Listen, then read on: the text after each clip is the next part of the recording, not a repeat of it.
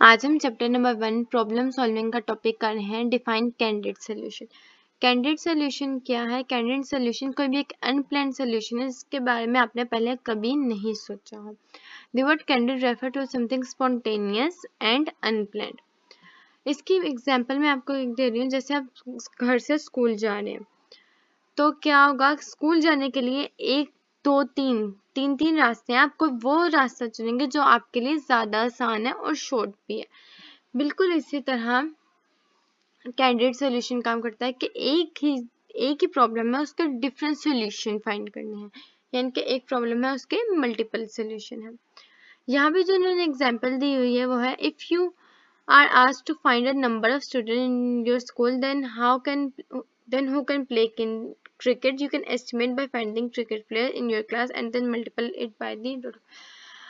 आप एक क्लास में बैठे हैं जहाँ पे आपने उन स्टूडेंट्स को फाइंड करना है, उन स्टूडेंट के नंबर को कि जो प्ले कर सकते हैं क्रिकेट।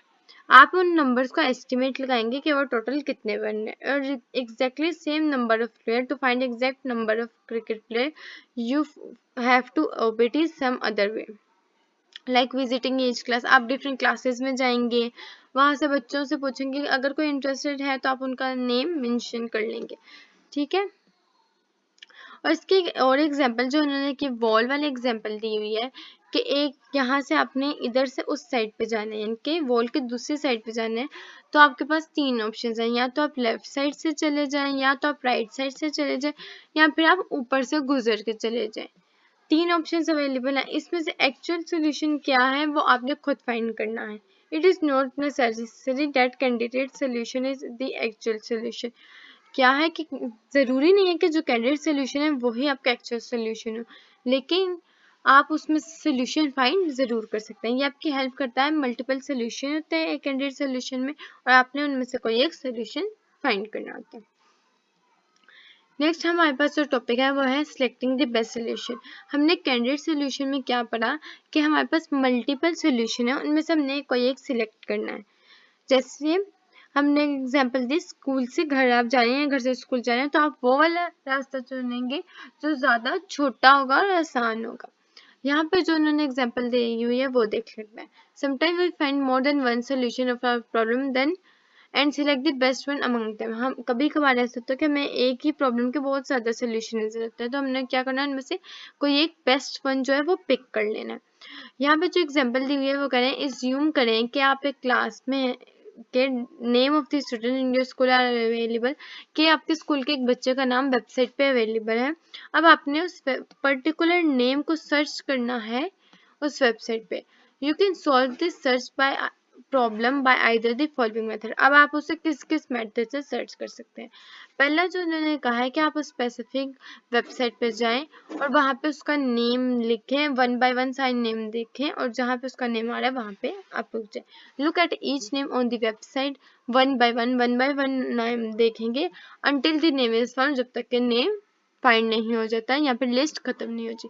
सेकेंड उन्होंने आपको ऑप्शन दिया है कि आप क्या करें, जो भी वो वेबसाइट है जहाँ पे लिस्ट बनी हुई है उसका एक प्रिंट निकाल लें, और then one by one name लिखते जाएं। जो जो आप नेम लिख जाएंगे आप उसे अंडरलाइन कर लें कि ये देख लिया, ये देख लिया। इससे क्या होगा, आपको आसानी होगी आप उस पर्सन के नेम को फाइंड करने में, लेकिन ये टाइम टेकन प्रोसेस है।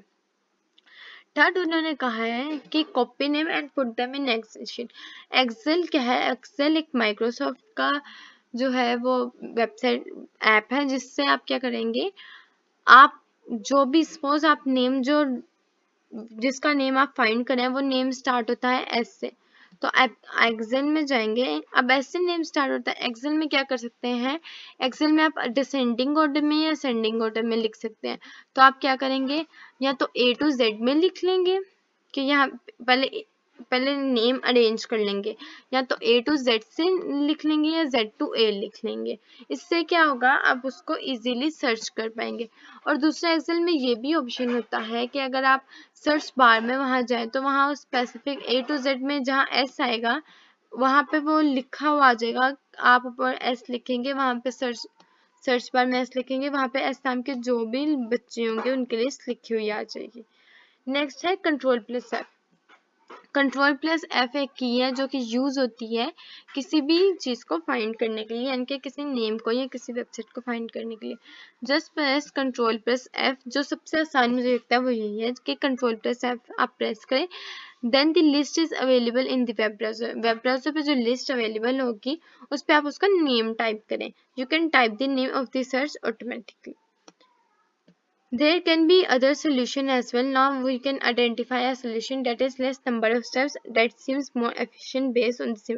अब हमने क्या करना है, हमें चार उन्होंने बता दिया कि आप किस किस तरह जो है वो फाइंड कर सकते हैं नेम को। अब हमने क्या करना है, इनमें से जो सबसे इजी लगता है ना वो पिक कर लेना है, जैसे इसमें से, और उसके स्टेप्स भी कम हो।